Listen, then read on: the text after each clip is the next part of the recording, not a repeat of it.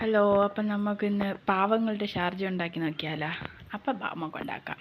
ആദ്യം കാണിച്ച അത്രയും സാധനങ്ങളാണ് നമുക്കിത് ഉണ്ടാക്കാനായിട്ട് വേണ്ടത്. എന്നിട്ട് നമ്മൾ കുറച്ച് കപ്പലണ്ടി എടുത്ത് ഒന്ന് പൊടിച്ചെടുക്കണം. നല്ലോണം പൊടിക്കണ്ട, കടിക്കാൻ കിട്ടുന്ന രീതിയിൽ. ഇതിന് ഏത് പഴം വേണമെങ്കിലും എടുക്കാം. ഇപ്പം മധുരത്തിന് വേണ്ടി ഞാൻ കുറച്ച് പഞ്ചസാര എടുത്ത് ഇത് പാല് കട്ടിയാക്കി വെച്ചത് അതും കൂടി ഇട്ടൊന്ന് അടിച്ച് വെക്കുക. അടിച്ച് കഴിഞ്ഞാൽ നമ്മളിത് പെട്ടെന്ന് തന്നെ കുടിക്കാൻ നോക്കണം, കാരണം പഴം ചേർത്തിട്ടുണ്ട് പെട്ടെന്ന് അത് കറക്കും. അപ്പോൾ ഇതൊക്കെ ജാറ് നിറഞ്ഞു, അതുകൊണ്ട് ബാക്കി പാലും കൂടെ അടിക്കാനുണ്ടല്ലോ. ഓരോ പാലാണ് ഞാൻ എടുത്തത് 4 പഴത്തിന്.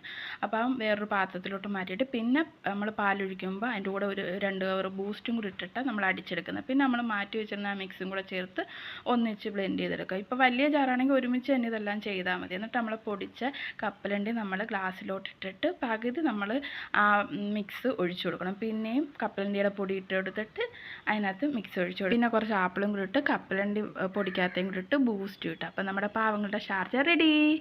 ബൈ.